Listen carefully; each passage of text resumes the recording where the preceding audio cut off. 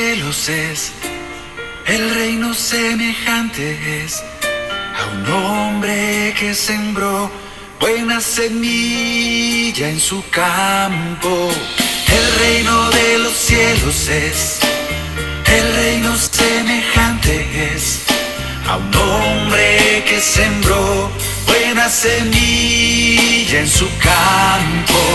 Pero mientras su gente se dormía dejando de vigilar, su enemigo aparece y entre el trigo aquel mala hierba ha venido a sembrar. Y brotó, el trigo brotó, y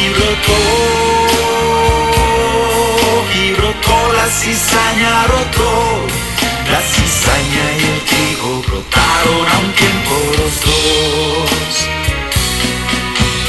Van los siervos con el Señor, van y preguntan al Señor que tú nos sembraste.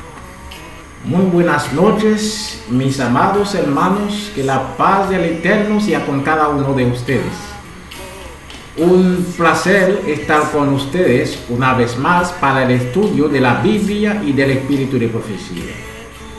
Hoy vamos a ver un tema espléndido que encontramos en Mateo capítulo 13, de versículo 24 al 30. La parábola del trigo y de la cizaña. Como siempre, les invitamos a hacer como los bereanos, tomando plumas y papel para anotar los textos. Disfrutemos este tema, mis amados. Hermanos, como le había dicho, el tema se titula La parábola del trigo y de la cizaña. El objetivo es mostrar cómo se hará el zarandeo en la iglesia y por quién se hará. Como texto de meditación vamos a leer en Palabra de Vida del Gran Maestro en la página 50, párrafo 2. Dice: Cristo ha enseñado claramente que aquellos que persisten en pecados manifiestos deben ser separados de la iglesia, pero no nos ha encomendado la tarea de juzgar el carácter y el motivo. Él conoce demasiado bien nuestra naturaleza para confiarnos esta obra a nosotros. Si tratásemos de extirpar de la iglesia a aquellos que suponemos cristianos falsos, cometeríamos seguramente errores.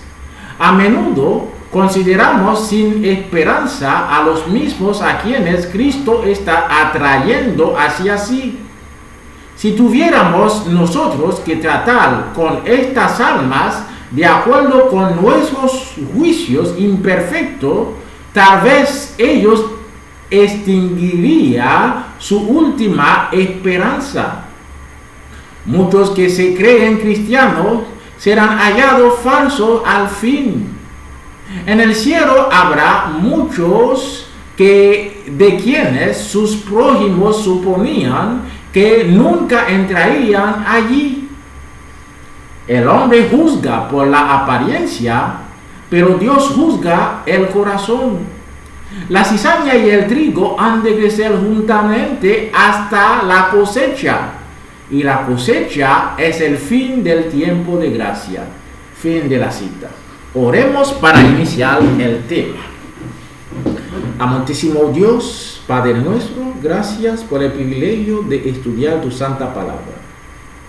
Te pedimos tu bendición sobre cada oyente y esté con nosotros para que podamos escudriñar tu palabra. Ayuda a tu pueblo a luchar y a ser parte de tus hijos, no del parte de la cizaña. En el dulce nombre de tu Hijo amado Cristo Jesús te pedimos esa gracia. Amén. Continuemos, mis hermanos. Entonces, Vamos a leer Mateo 13, versículo 24 al 30. Dice: los refirió otra parábola diciendo: el reino de los cielos es semejante a un hombre que sembró buenas semillas en su campo. Pero mientras dormían los hombres, vino su enemigo y sembró cizaña entre el trigo y se fue. Y cuando salió la hierba y dio fruto, entonces apareció también la cizaña. Vinieron entonces los siervos del padre de familia y les dijeron: Señor, ¿no sembraste buena semilla en tu campo? ¿De dónde pues tienes cizaña? Él les dijo: un enemigo ha hecho esto. Y los siervos le dijeron: ¿quieres pues que vayamos y arranquemos? Él les dijo: no sea que al arrancar la cizaña arranquéis también con ella el trigo. Dejad crecer juntamente lo uno y lo otro hasta la siega. Y al tiempo de la siega yo diré a los segadores: recoged primero la cizaña y atadla en manojo para quemarla, pero recoged al trigo en mi granero. Fin de la cita. Ok, vamos a ver algunos puntos, ok, según esta lectura que hemos hecho. Primer punto: ¿quién es el sembrador? Vamos a ver quién es el sembrador que sembró, ok, la buena semilla. Segundo punto: ¿cuándo él sembró el trigo? ¿Cuándo fue? Tercer punto: ¿quién sembró la cizaña? Cuarto punto: ¿qué representa el trigo? Quinto punto: ¿qué representa la cizaña? Sexto punto: ¿qué representa el campo? Séptimo punto: ¿cuándo y cómo la cizaña fue sembrado? ¿Ok? Entonces, estas y otras preguntas vamos a responder en el desarrollo de esta parábola. Vamos a leer ahora la explicación que dio Cristo a sus discípulos de esta misma parábola. Mateo 13, versículo 36 al 43. Dice: entonces, despedida la gente, entró Jesús en la casa, y acercándose a él sus discípulos y le dijeron: explícanos la parábola de la cizaña y del campo. Respondiendo él les dijo: el que siembra la buena semilla es el Hijo del Hombre. El campo es el mundo. La buena semilla son los hijos del reino, y las cizañas son los hijos del malo. El enemigo que la sembró es el diablo. La siega es el fin del siglo, y los segadores son los ángeles. De manera que como se arranca la cizaña y se quema en el fuego, así será en el fin del siglo. Enviará el Hijo del Hombre a sus ángeles, y recogerán de su reino a todos los que sirven de tropiezo y a los que hacen iniquidad, y los echarán en el horno de fuego. Ahí será el lloro y el crujir de dientes. Entonces los justos resplandecerán como el sol en el reino de su Padre. El que tiene oídos para oír, oiga. ¿Ok? Fin de la cita. Entonces, vamos a responder, ¿ok?, las preguntas. ¿Quién sembró el campo? ¿Quién es que sembró el campo? El padre de familia. ¿Quién es? Mateo 13, versículo 37 nos responde a esta pregunta. Respondiendo él, les dijo: el que siembra la buena semilla es el Hijo del Hombre. Cristo Jesús es el que siembra la buena semilla. Siguiente pregunta: ¿qué representa el trigo? ¿Okay? La semilla que Cristo sembró, ¿qué representa? Nos responde Palabra de Vida del Gran Maestro, página 49, párrafo 3, dice: la buena simiente representa a aquellos que son nacidos de la palabra de Dios, de la verdad. ¿Quiénes representan la buena semilla, el trigo? Los que son nacidos de la palabra de Dios, nacidos de la verdad. Entonces, ¿quiénes representan la cizaña entonces? Debe ser el contrario de la verdad. Vamos a ver qué nos dice el Espíritu de Profecía. Palabra de vida del Gran Maestro, página 49, párrafo 3, dice: la cizaña representa a una clase que constituye los frutos o la personificación del error y los falsos principios. Fin de la cita. Así que la cizaña son unos que nacen del error, de falsos principios, no de la verdad presente, sino del error. ¿Okay? Entonces, la siguiente pregunta es: ¿quién sembró la cizaña? Cristo respondió a esta pregunta. Mateo 13:39 dice: el enemigo que la sembró es el diablo, Satanás. Pero comenta el Espíritu de Profecía al respecto. Dice en Palabra de Vida del Gran Maestro, página 49, párrafo 3, dice: el enemigo que la sembró es el diablo. Ni Dios ni sus ángeles han sembrado jamás una simiente que produjese cizaña. La cizaña es sembrada siempre por Satanás, el enemigo de Dios y del hombre. Fin de la cita. Ok, entonces la siguiente pregunta es: ¿qué representa el campo? Ok, ¿qué representa el campo? Vamos a ver qué dice qué dice la palabra de Dios que representa el campo. Mateo 13:38 nos responde Cristo: el campo es el mundo. ¿Ok? Así que el campo representa el mundo. Pero el Espíritu de Profecía va a poner más luz a lo que dijo Cristo. Palabra de Vida del Gran Maestro, página 49, párrafo 2, nos dice: el campo, dijo Jesús, es el mundo. Pero debemos entender que esto significa la iglesia de Cristo en el mundo. La parábola es una descripción de lo que pertenece al reino de Dios, su obra por la salvación de los hombres. Y esta obra se realiza por medio de la iglesia. En verdad, el Espíritu Santo ha salido a todo el mundo, por todas partes, obra en los corazones de los hombres. Pero es en la iglesia donde hemos de crecer y madurar para el alfolí de Dios. Fin de la cita. Así que cuando Cristo dice que el campo es el mundo, se refiere a su iglesia en el mundo. No habla del mundo pagano, sino a su iglesia en el mundo. Ok, entonces la siguiente pregunta que vamos a responder es: ¿cuándo fue que Cristo sembró la buena simiente? ¿Ok? ¿Cuándo Cristo sembró el trigo? Mateo 4:17 dice: desde entonces comenzó Jesús a predicar y a decir: arrepentíos, porque el reino de los cielos se ha acercado.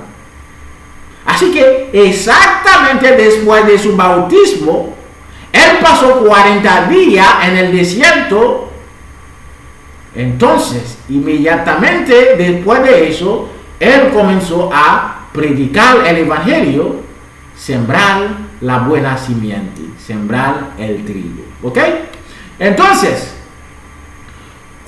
si hallamos cuándo fue el bautismo de Cristo, hallaremos también cuándo fue exactamente que Cristo comenzó esta obra. En el tema pasado, de la semana pasada, hemos visto que el tema que se llama la cosecha ceremonial, hemos visto dos cosechas que hacían los judíos en el antiguo Israel. 2 cosechas. Y vimos para ello 3 fiestas. Primero, vimos la fiesta de la gavilla mecida que se hacía el domingo de la semana de Pascua. La semana de pan sin levadura. Vea Levítico 23. O vea el tema, ¿ok? Antepasado. Entonces, esta primera fiesta era la fiesta de mecer la gavilla. Entonces, la segunda fiesta, porque vimos 2 fiestas en la primera cosecha y una fiesta en la segunda cosecha. Entonces, la segunda fiesta fue la fiesta de las semanas o del Pentecostés. Esta fiesta se hacía a partir del día que se mece la gavilla, 50 días. ¿Ok?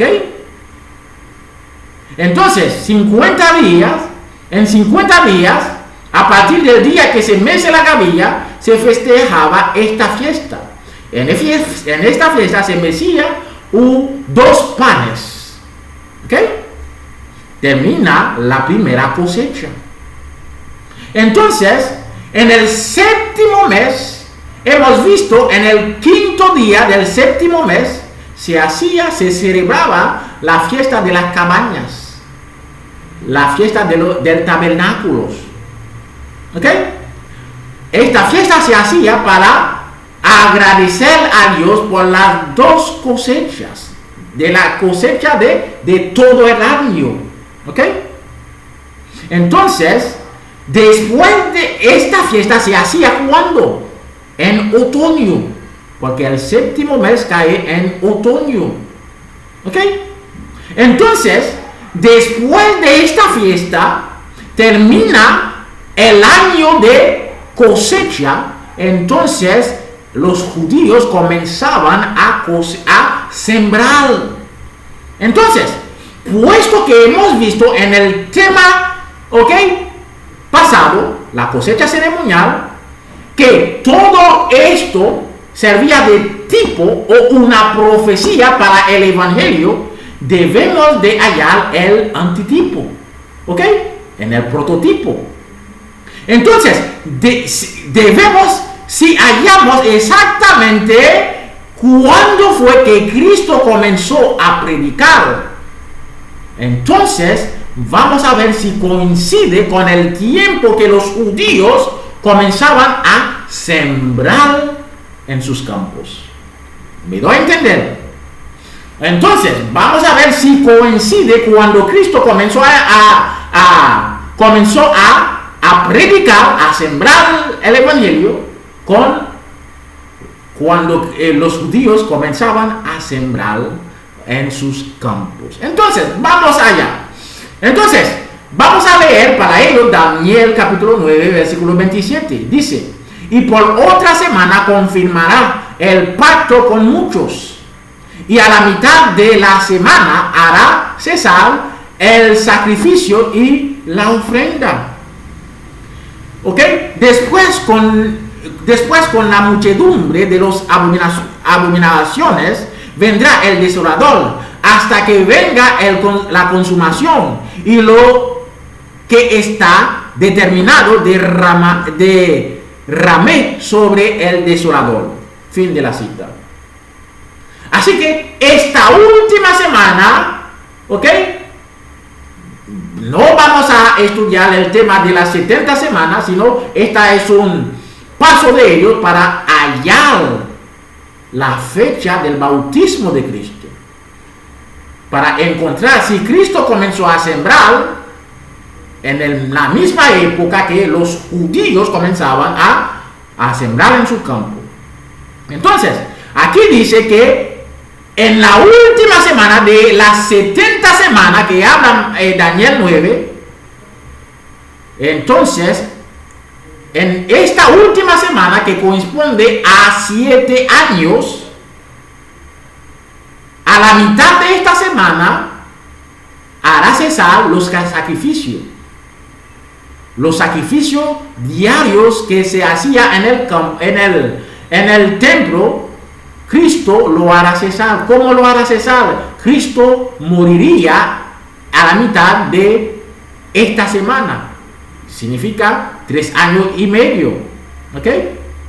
Entonces, después de los otros 3 años y medio, terminará lo que se determinó sobre el pueblo, el tiempo de gracia. ¿Okay? Que culminará las 70 semanas. Vamos a explicarlo un poco más amplio, más 70 semanas. 70 semanas de Daniel 9:24. Léalo ustedes porque no estamos tratando Daniel 9 ahora aquí. Es un repaso para mostrar algo. Ok, las 70 semanas de Daniel 9:24. Ok, una semana tiene 7 días. Entonces son 7 días multiplicado por 70 semanas que dice en Daniel 9:24. Entonces es igual a 490 días. Día por año, según Ezequiel capítulo 4, son 490 años, hermanos. Entonces, vamos a ver. Estas 70 semanas iniciaron en el año 457, según Conflicto de los Siglos en la página 372. ¿En qué año? En el año 457 antes de Cristo. Entonces, restamos 457 de 490, que es el total de las 70 semanas, nos lleva al año 33. Le sumamos el año 0, entonces nos da el año 34 después de Cristo. Ahí se cumple las 70 semanas. ¿Ok? Porque las 70 semanas, según Conflicto de los Siglos, página 372, comienza en el año 457. Entonces, ¿cuándo termina? Termina en el año 34 después de Cristo. ¿Ok? Entonces, ¿qué vamos a hacer entonces para hallar el año del bautismo de Cristo? Oh, fácil. En el versículo 27 acabamos de leer que había una semana. Durante esta semana, Cristo, ¿ok? Cristo se empezará su obra, afirmará una alianza con muchos, sus discípulos, ¿ok? Y hará cesar el sacrificio, todo eso. ¿Durante cuándo? Una semana, 7 años. Entonces, si hallamos el inicio de estas 7 semanas, encontraremos el debut, el inicio de cuando Cristo comenzó a sembrar. Entonces, ¿qué vamos a hacer? Ya que hallamos el año cuando termina las 70 semanas, vamos a tomar la última semana que abra en el versículo 27, lo vamos a restar del año 24, del año 34, perdón. Entonces, vamos a ver cuando restamos, ¿ok? Sabemos que Cristo, vamos a restar el año, vamos a restar, hermanos, vamos a restar esta última semana que habla el versículo 27 del año 34. Nos va a llevar exactamente al año 27. Y tomando el mes que cayó, y vamos a llevar exactamente al otoño del año 27 después de Cristo. Ahí comienza Cristo a sembrar. ¿Ok? En otoño del año 27, Cristo comenzó a sembrar la buena simiente. Ahí comienza su obra. ¿Ok? Porque ahí comienza esta última semana que habla cuando aparece el Mesías, que habla el versículo 27 de Daniel 9. ¿Ok? No sé si me entienden. ¿Ok? es fácil. Las 70 semanas terminan en el año 34, cuando se murió, cuando apedrearon a Esteban. Ahí termina el tiempo de gracia sobre los judíos. ¿Ok? Ahí los judíos que no querían el evangelio ya no pueden ser salvos, sino el evangelio se abre para los gentiles. Ahí termina el tiempo de gracia para los judíos. Entonces, las 70 semanas terminan ahí.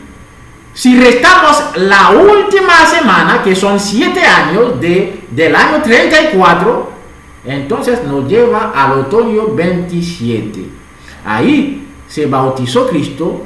Después de 40 días comenzó su ministerio a sembrar la buena simiente. Alabado sea Dios.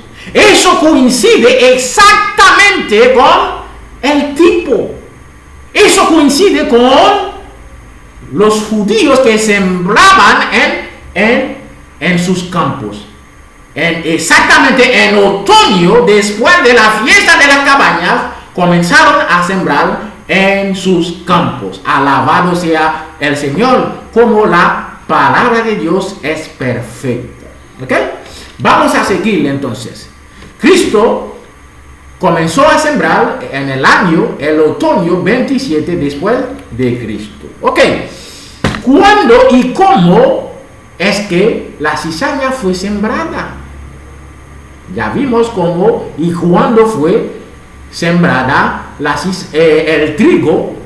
Entonces ahora vamos a ver la cizaña, cómo y cuándo se sembró. Mateo 13:25 dice: pero mientras dormían los hombres, vino su enemigo y sembró cizaña entre el trigo y se fue. Fin de la cita. ¿Cuándo se sembró? Cuando se dormían los siervos. Ahí espera el diablo para sembrar la cizaña. Vamos a ver qué significa, ¿ok? El dormir, ¿ok? Vamos a ver qué nos dice el espíritu de profecía de dormir los siervos de Dios, ¿ok? Cuando se duermen los siervos de Dios. Entonces, nos dice por ellos, Testimonio para la Iglesia, tomo 2, página 302, párrafo 3, nos dice: los hombres y las mujeres están viviendo en las últimas horas del tiempo de prueba. No obstante, lo cual son descuidados e insensatos, y los ministros no tienen poder para despertarlos, porque ellos también están durmiendo. Predicadores dormidos que le predican a congregaciones dormidas. Fin de la cita. Ay, ay, ay. Así que tanto los ministros como la congregación están dormidos. ¿Ok? Están dormidos. ¿Cómo? Es claro que el diablo tiene oportunidad para sembrar cizaña. Por eso la iglesia está embarazada de cizaña, hermano. Porque tanto los ministros como los laicos estamos dormidos. Entonces, una manera, vamos a leer ahora, una manera que el diablo entra cizaña a la iglesia, mientras que tanto los ministros y los laicos estamos dormidos. ¿Ok? ¿Cómo estamos dormidos? Estamos dormidos porque no estamos ni practicar ni enseñar la verdad presente. No estamos ni practicando ni enseñar esta verdad presente. Por eso que estamos dormidos. Estamos dando cuchicheos. Estamos dando anécdotas en el púlpito. Mientras que la palabra de Dios está clara, que es la verdad presente que se debe dar al pueblo de Dios. Primeros Escritos, página 63. Entonces, vamos a leer ahora una manera que el diablo usa para entrar a la cizaña en la iglesia. Mientras que los ministros y los laicos duermen. Dice en Review en General, 21 de mayo del año 1901, párrafo 7. Dice: solo cuando la iglesia está compuesta de miembros puros y desinteresados puede cumplir el propósito de Dios. Se hace demasiado trabajo apresurado al agregar nombres a la lista de la iglesia. Se ven serios defectos en el carácter de algunos que se unen a la iglesia. Los que los admiten dicen: primero los meteremos en la iglesia y luego los reformaremos. Así dicen ellos. Pero esto es un error. La primera obra que hay que hacer es la obra de reforma. Ore con ellos, hable con ellos, pero no permita que se unan con el pueblo de Dios en una relación de iglesia hasta que den clara evidencia de que el Espíritu de Dios está obrando en sus corazones. Fin de la cita. La cita es muy clara, no merece explicación. Lamentablemente esto está pasando en nuestra iglesia. ¿Por qué? Porque estamos dormidos, no estamos practicando la verdad presente. ¿Y qué dice acabamos de leer aquí? ¿Qué dice la verdad presente? La verdad presente dice que frutos primero. Deben dar frutos primero. Deben reformarse primero antes de admitirlo a la iglesia. ¿Qué decimos nosotros? Nosotros decimos que lo admitimos, después lo reformamos. Y nunca se reforman. Así, la iglesia está embarazada de cizaña. Porque creemos que estamos entrando gente a la iglesia por Dios, pero lo estamos haciendo por el enemigo de Dios. ¿Ok? Hasta la iglesia ahora tiene blanco. ¿Ok? Por eso que está entrando gente a la iglesia para llenar los bancos. Porque tiene un blanco al año para dar tanto miembros. Ay, qué maravilla, qué cosa. Ay, eso da. Bueno, pasemos. Juan el Bautista impidió a la cizaña, entró en sus filas. Vamos a leerlo en Mateo capítulo 3, versículos 7 al 10. Juan el Bautista va a decir lo mismo que dice el espíritu de profecía, que los que deben bautizar tienen que dar frutos primero, deben de reformarse primero y después bautizarse. Leemos entonces. Al ver el que muchos de los fariseos y de los saduceos venían a su bautismo, les decía: generación de víboras, ¿quién os enseñó a huir de la ira venidera? Haced pues frutos dignos de arrepentimientos, y no penséis decir dentro de vosotros mismos: Abraham tenemos por padre, porque yo os digo que Dios puede levantar hijos de Abraham aún de estas piedras. Y ya también el hacha está puesta en el raíz del árbol. Por tanto, todo árbol que no da fruto es cortado y echado en el fuego. Fin de la cita. Así que los fariseos y los saduceos querían huir de la ira de Dios. ¿Ok? Temían caer bajo el juicio de Dios. Por eso venían a ser bautizados por Juan. Pero Juan rehusó bautizarlo. Los llamó, ¿ok?, generación de víbora. Y les dijo que llevasen primero fruto. Que deben de llevar primeramente frutos dignos de arrepentimiento y reforma. Y exactamente igual que nos dijo el espíritu de profecía que debe de hacerse en la iglesia, que los que quieren bautizarse deben de llevar primero fruto digno de arrepentimiento. Deben de reformarse primero, no después de ser bautizados, sino primero.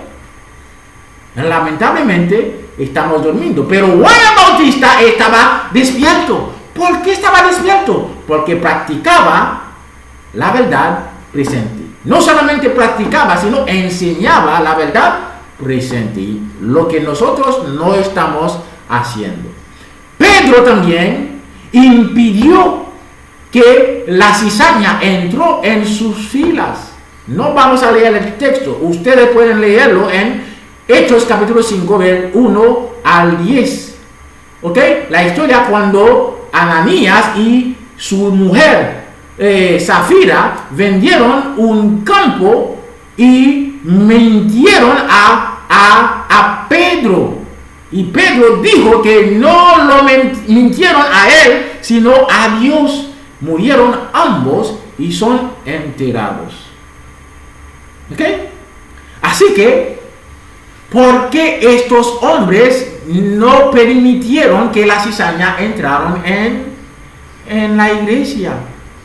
La razón es que porque ambos no estaban dormidos, estaban despiertos, practicaban y enseñaban la verdad presente. ¿Ok? Vamos a seguir con las preguntas. ¿Podemos distinguir el trigo de la cizaña?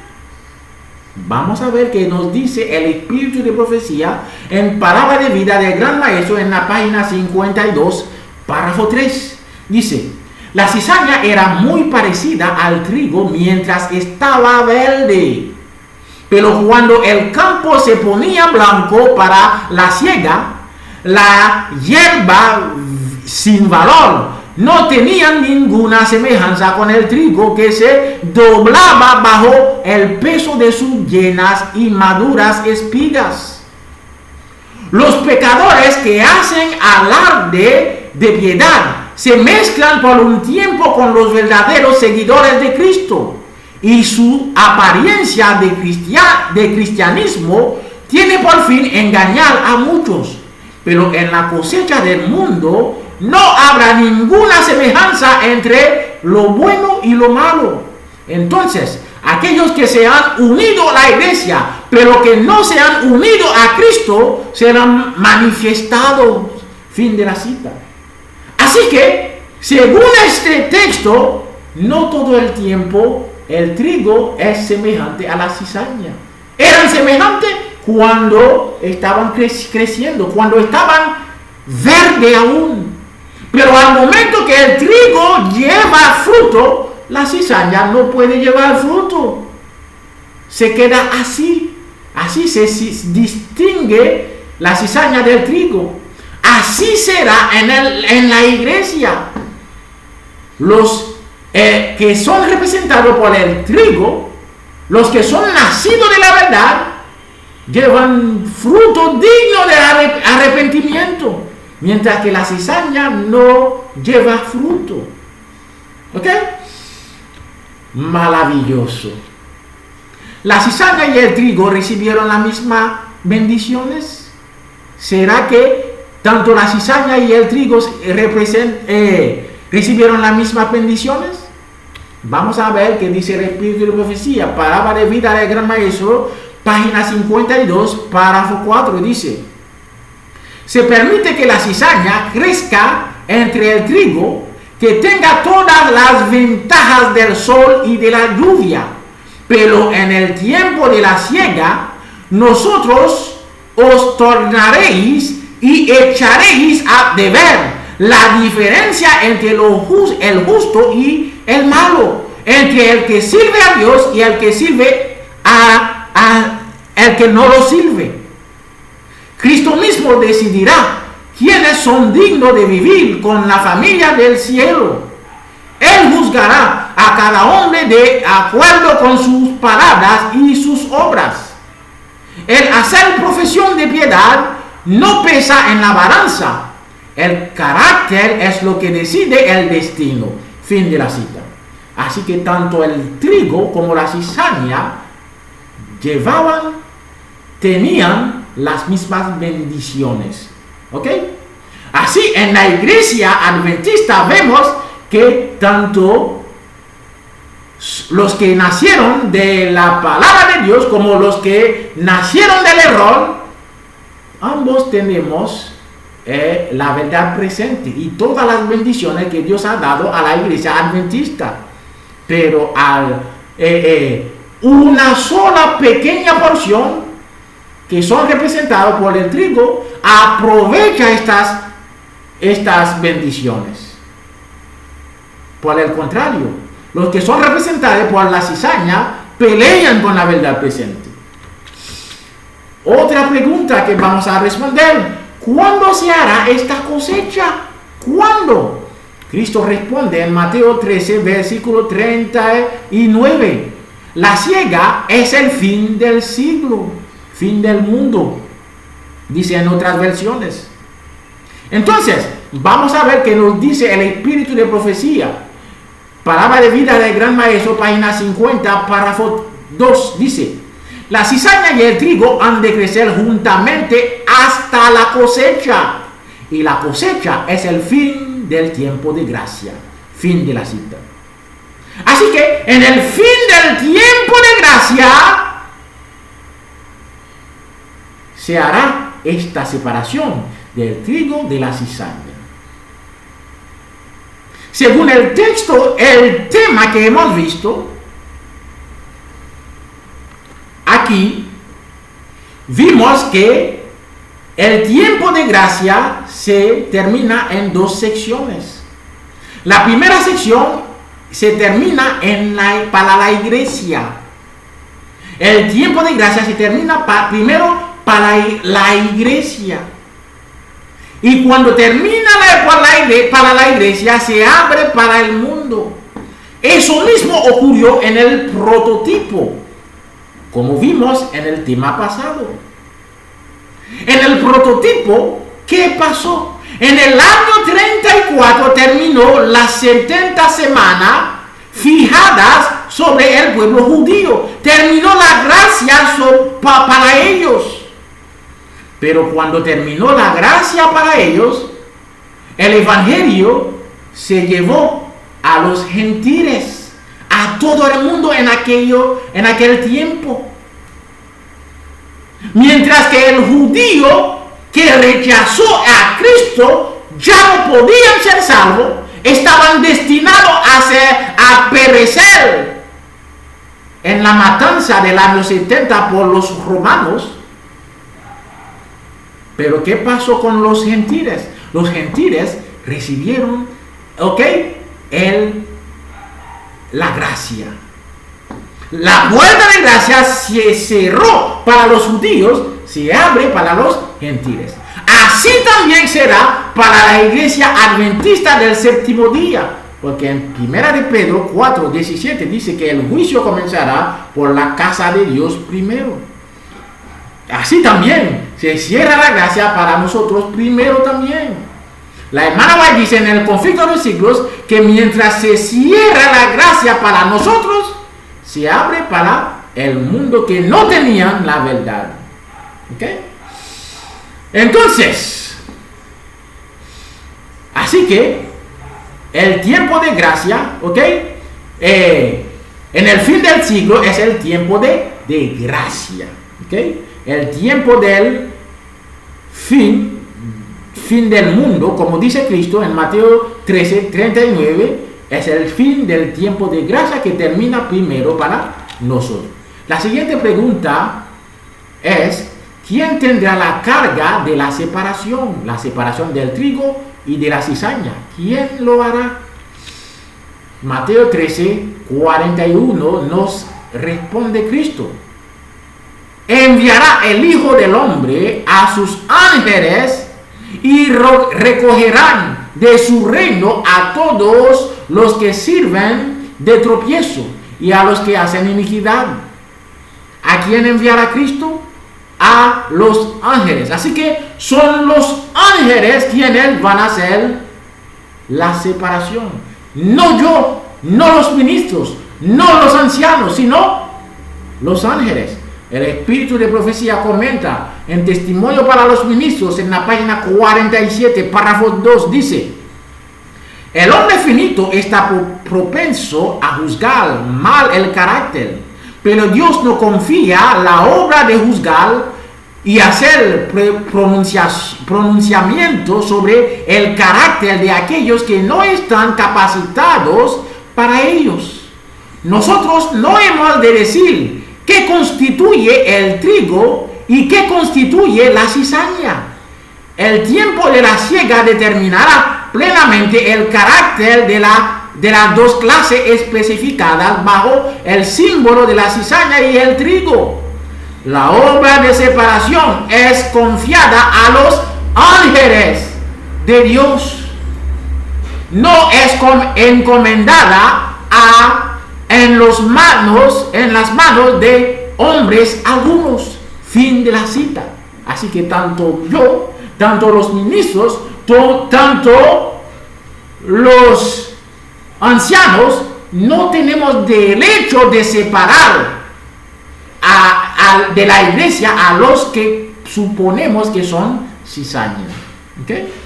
Ni tenemos derecho de juzgar a quien para decir que tal persona es cizaña. No tenemos este derecho. Entonces, la siguiente pregunta es: ¿cómo se hará esta separación? Para entender bien cómo se hará esta separación, vea el tema en este mismo canal titulado El juicio de los vivos. ¿Okay? Bajo el título de la purificación de la iglesia. Así lo hallará en este mismo canal. La purificación de la iglesia.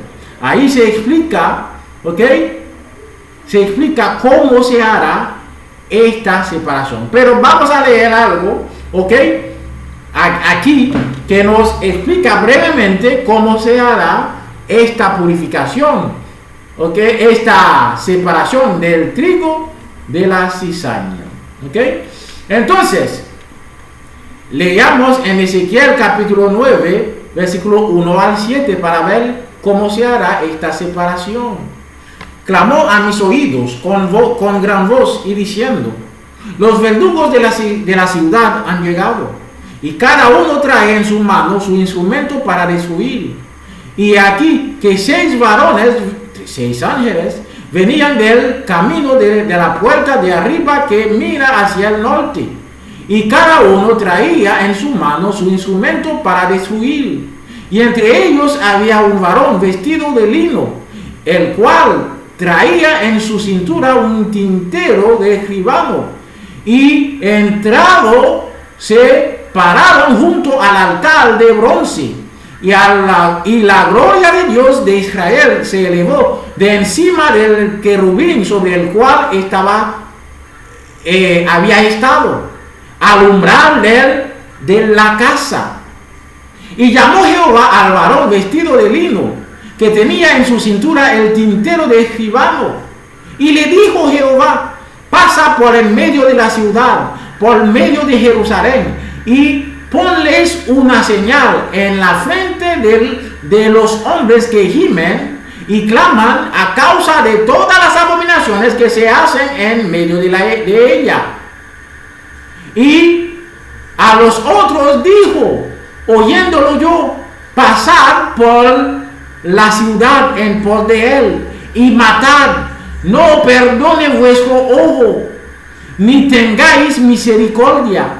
Matad a viejos, jóvenes, vírgenes, niños y mujeres, hasta que no quede ninguno.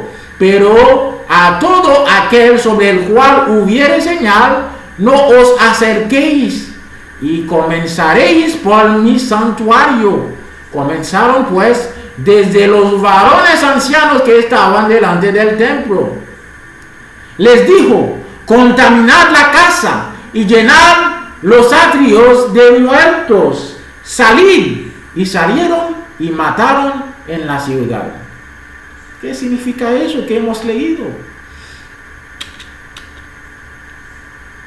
El Espíritu de Profecía comenta en manuscrito inédito en la página 241, dice: estudiad el capítulo 9 de Ezequiel.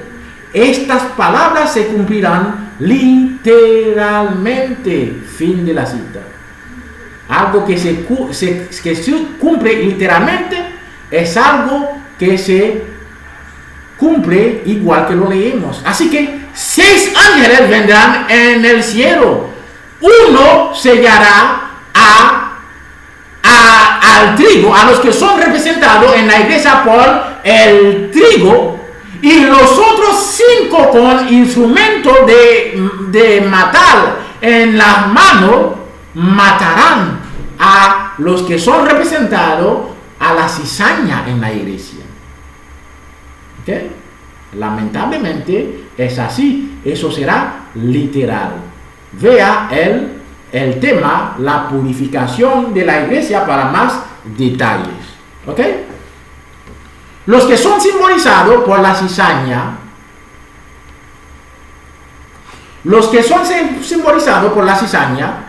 ¿tenían la misma posibilidad de ser salvos o simplemente estaban destinados a perecer? Algunos pueden preguntarse eso. ¿Acaso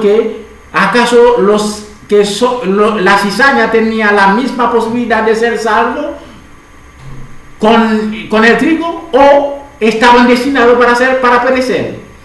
Vamos a leer qué dice el Espíritu de Profecía al respecto.